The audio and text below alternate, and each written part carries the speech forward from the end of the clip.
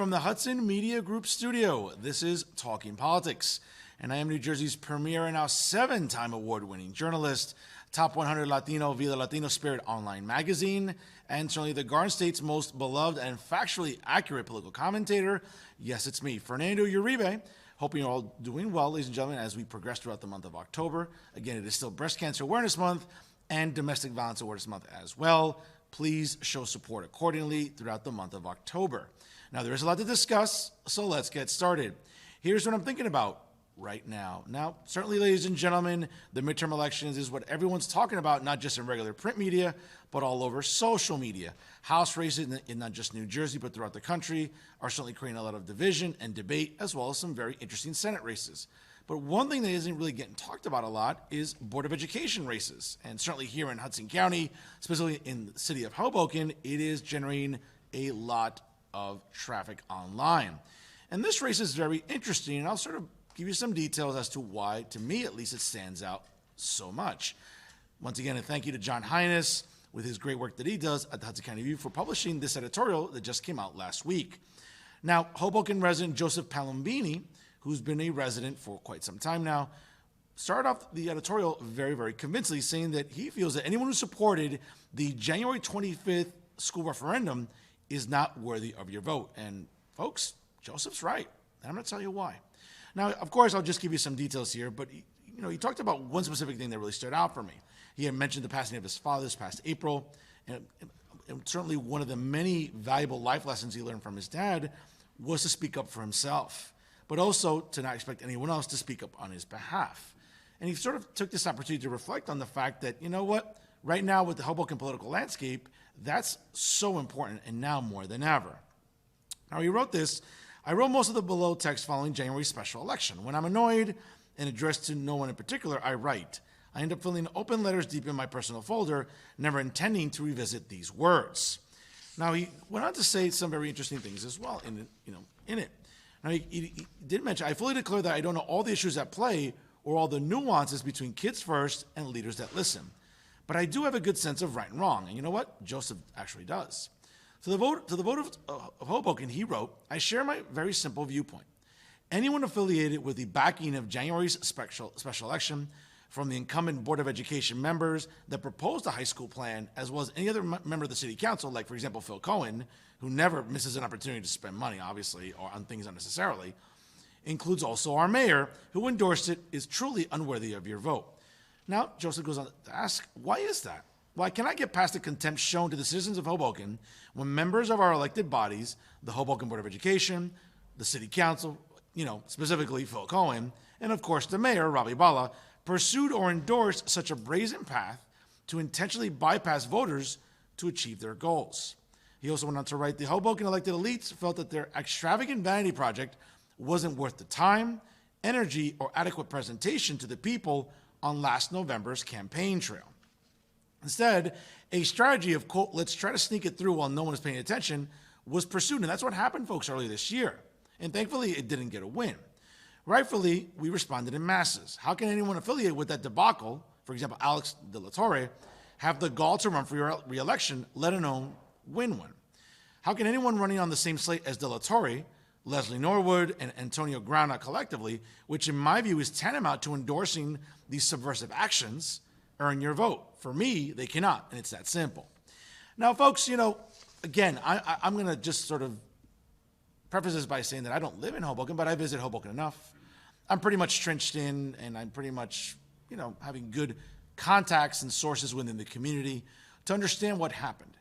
And this past January, yes, that's what the Hoboken Board of Ed incumbents, the mayor, and members of the city council, useless people like Phil Cohen, were trying to do. They try to sneak this in the dead of winter, late January, when we're all sort of like snuggled in at home, watching Netflix, right? It's sort of like the midway point of the NBA season. We're waiting for spring training. The Super Bowl is about a week or two away. I mean, sometimes, we're sort of distracted. We're not paying attention to local things, much less on the national level. But you know what? Good for Hoboken residents who mobilized, who decide to go door to door and tell their photo voters, you know what?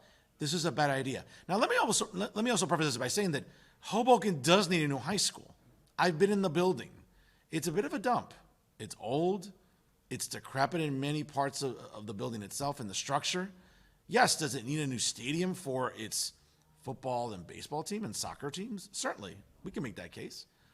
Does it need a new indoor sort of facility for its basketball team and other indoor sports? Absolutely. But what the incumbents wanted you to believe, as well as Phil Cohen and Ravi Bala would have you believe, is that, yes, let's just go spend money on this extravagant project. Now, what Philly Cohen and Ravi Bala didn't want to tell you too much, or the incumbents at the Board of Ed wanted also sort of maybe, pushed by the wayside, was the fact that this was going to raise taxes. Now, for a lot of the affluent, macchiato, cappuccino drinkers along Frank Sinatra Drive and all these extravagant condos, that's fine. They might not feel the crunch because they're renters. But for lifelong Hobokenites, okay, especially the elderly, they were going to see roughly a $900 increase on their property taxes. Now, you might say, hey, Fernando, what's $900 over 12 months? Well, you know what? Don't be so presumptuous and think that, everyone has it that easy, because they don't. Because to an elderly resident in Hoboken who lives, A, on a fixed income, B, may not have the most in savings, okay, especially in this economy, right, with the stand-up job that this fool of a president's doing, as well as the Democratic majority in both chambers of Congress, right, with inflation and everything else. So it sort of trickles down. But for elderly residents in Hoboken, a $900 increase onto their taxes could be crippling. It could force them to either have to leave Hoboken or apply for some sort of subsidized housing. But certainly, the incumbents at the Board of Ed in Hoboken, as well as Philly Cohen, as well as Ravi Bala, don't see it that way. They just want their vanity project to get off the ground. It doesn't matter who it affects. Because let's be honest, Ravi Bala is not going to be in the mayor's office forever. Philly Cohen isn't going to be the councilman forever. I mean, let's hope not. I mean, let's pray that he's not. But other fools as well within city government. You know what? They'll be long gone while Hoboken residents are feeling the crunch of what that high school would have been. Do we need 2 ice rinks? Of course not. Do we need sort of an Olympic-sized swimming pool? Of course not. Now, does the high school need more amenities to keep up with the incredible amount of students that are now sort of majoring in STEM and other curriculum? Absolutely. There's no question. Do we need better classrooms with better AV equipment in them? Yes. As someone who works in education, I understand the dynamics and the significance of why these resources are so crucial to our kids' learning. Not just in higher education, but also at the high school, middle school, and elementary school level. But again, this pertains to the high school. And it's irresponsible. It's irresponsible of the incumbents and anyone in City Hall who want to ram this vanity project through. So kudos to Joseph Palambini in writing this editorial, because you know what? He got it right. And anybody on the Board of Ed currently who was trying to sneak this through the dead of night, as they say, in the dead of winter, they don't deserve your vote. They don't. And I'll get to what the opposing side is being accused of in a moment. But let's stick to the incumbents right now. Have they shown good leadership? No. Because if they're trying to ram this through and be fiscally irresponsible, because that's what this is, okay, you can have a newer high school at a lower cost. But like anybody else, for people like Philly Cohen and Ravi Bala, right, who see dollar signs and their mouth salivates, as well as members of the Hoboken Board of Education, right, trustees there, even people running this November. I get it. You want a new building. I don't blame you. I live in Union City, okay? My mayor is also my state senator. He's done an amazing job, an exceptional job in reaching out to Trenton on behalf of his constituents to not just get a new high school built, right, in 2008, which opened in 2009. And again, ladies and gentlemen, Union City High School remains perhaps one of the most visibly beautiful high schools in the state, and also one of the best funded, well-staffed, and full of resources necessary for the success of Union City students in that school district. So, of course, yes, I get it. You see a beautiful structure like Union City High School and other buildings in New Jersey, and you say, yes, we want the same thing in Hoboken. It doesn't work that way, ladies and gentlemen, be financially responsible. Hoboken's densely populated enough as it is. Listen, space is not in abundance there. So if you're going to build a new high school, sure, you want to build it in place of where the current high school resides, I don't have a problem with that. But be fiscally responsible in what you want to do. And that's not what this incumbent Board of Ed members are doing, because they were part of this little charade. They want to be in on the scam of making sure that they could ram this referendum earlier this year on January 25th. Luckily, it didn't pass. And it wasn't by like some razor-thin margin. Hoboken residents came out, again, in the dead of winter and told the Hoboken Board of Education, members of the city council like Philly Cohen and the mayor, Ravi Bala, collectively, we're not for this. And that was a clear and loud message. And just like Joseph Palomini wrote right now, this should be an even bigger message to you on November 8th to vote accordingly. Don't vote for these incumbents, folks. They don't deserve your vote. Just like Philly Cohen never deserves your vote again, and neither does Ravi Bala. I said what I said, so be offended if you want. But also, be educated and be enlightened, because that's what's really important coming up on November the 8th. And that's what I'm thinking about right now. And now some local stories for your consideration. Once again, thank you to John Hayes with the Hudson County View for his report on this story. And let's stay in the Moscow city of Hoboken, as of course we talk about the opposition for, quote, leadership that listens, kind of a funny name for a group that doesn't really show any leadership. But again, let me not digress. Now, the Kids First Hoboken Board of Education slate is recently disavowing an endorsement from the New Jersey Project, which is construed to be a far-right leaning group, also asserting that they had never asked for the project's support.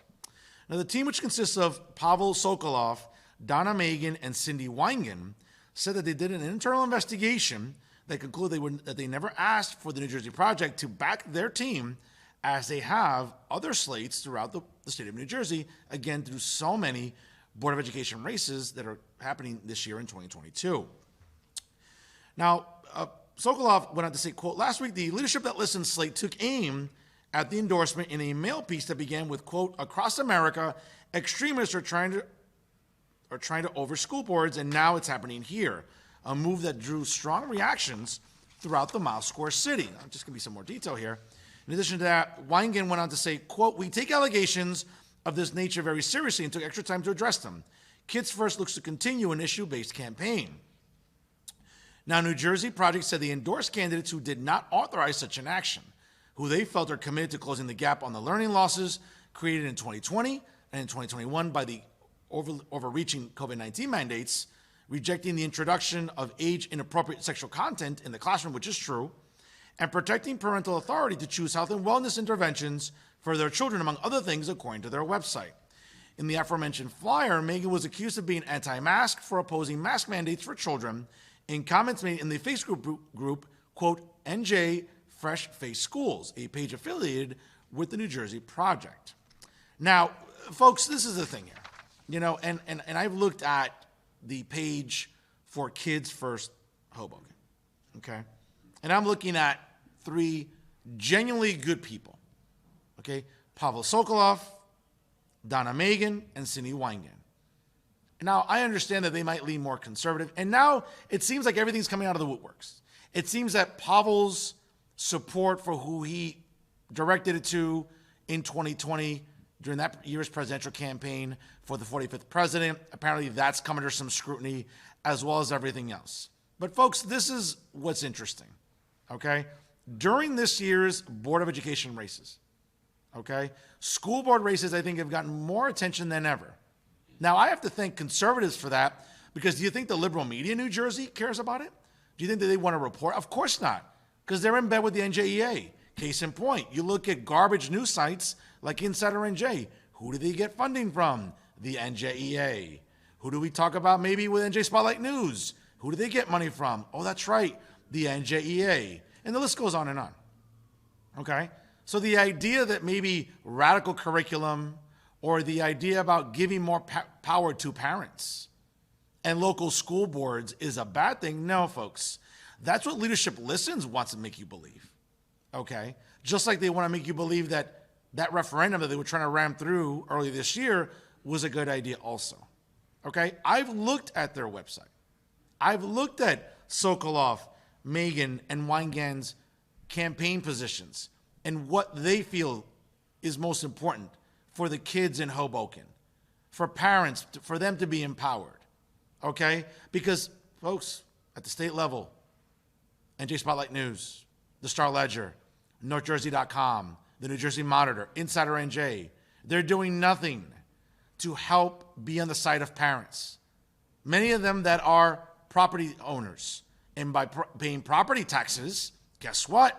They have a say in the local curriculum and a say in what should be going on in Board of Educations. Renters, they have every right to say it too, because guess what? Their rent is paying essentially the property taxes of the building that they're living in.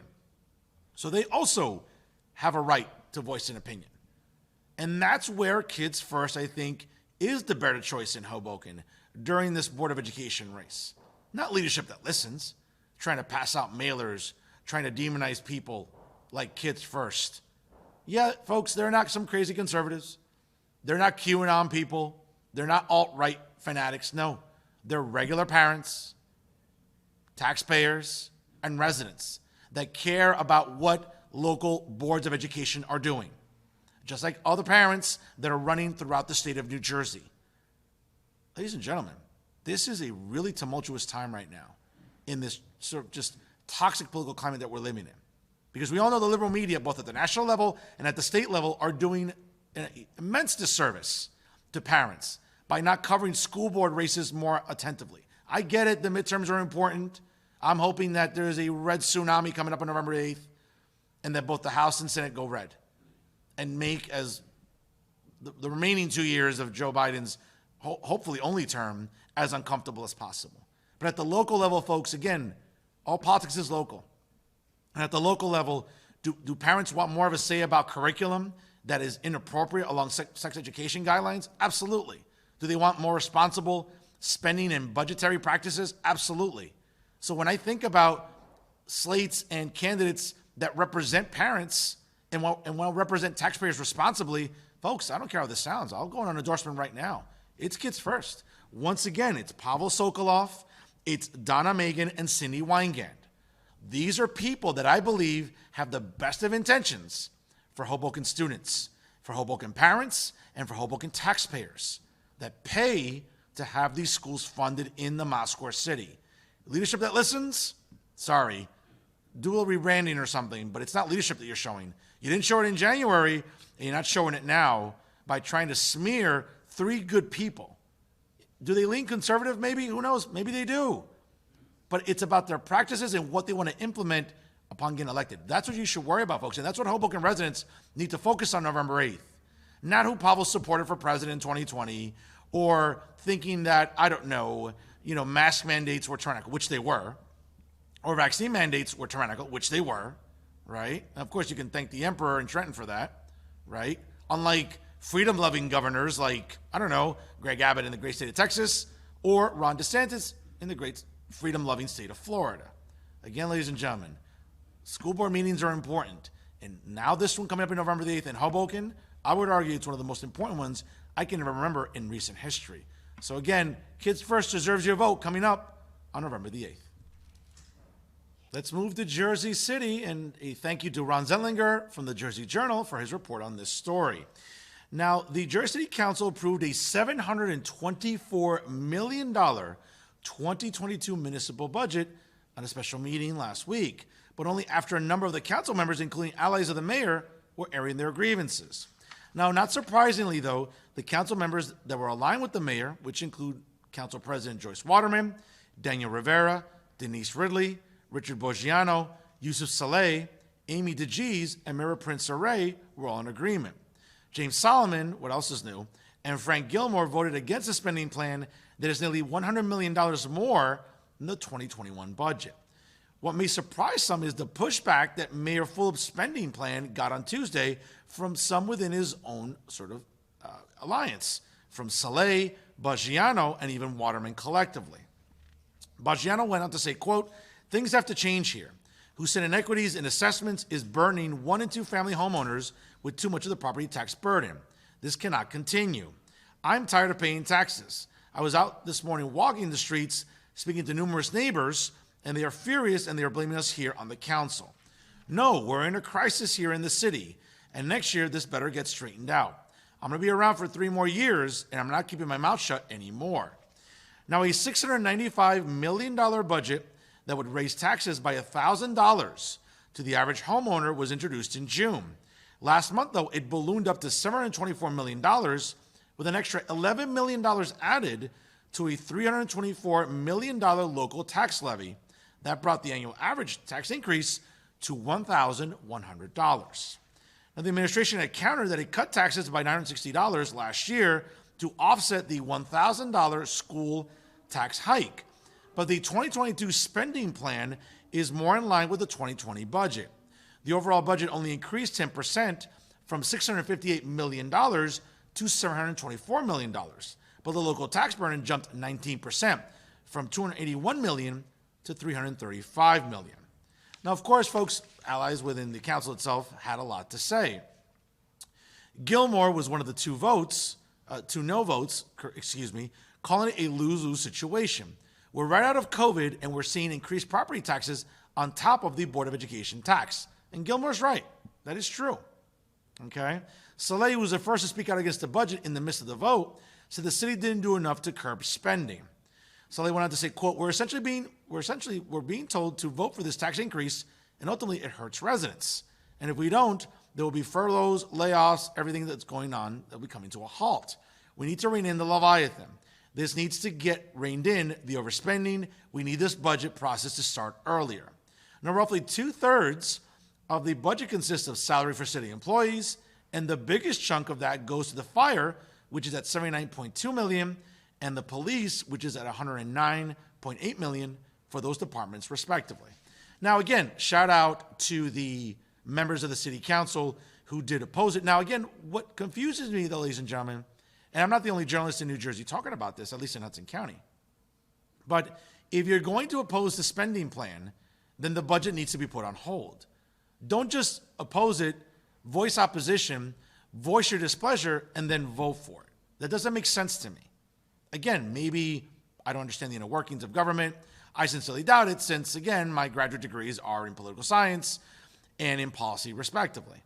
But what really, really bothers me, I think, about this is the idea that if we don't curb spending, could it halt the budget? I don't know.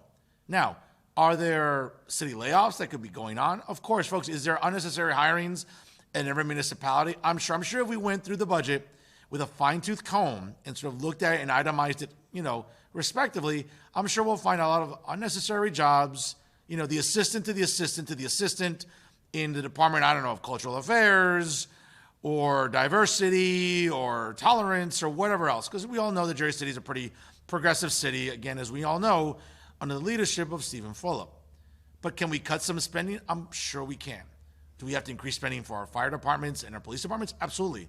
We want to keep the city safe and ensure the quality of life remains in Hudson County's largest city. But when it comes to the budget, I'll give kudos, for once, to James Solomon, right, when he's not being his usual insufferable, progressive, leftist, social justice clown, virtue-singling self, right? Or even Frank Gilmore, who I happen to respect very much. But folks, if those are 2 no votes, and you got 7 votes across the board, to get the budget passed, why isn't there more opposition?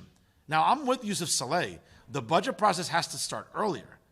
I mean, again, I can't give you a timetable when that should be, but if we're coming up to October and we're voting on it and we're still opposing the budget itself in terms of an increase, then something's going wrong during the summer.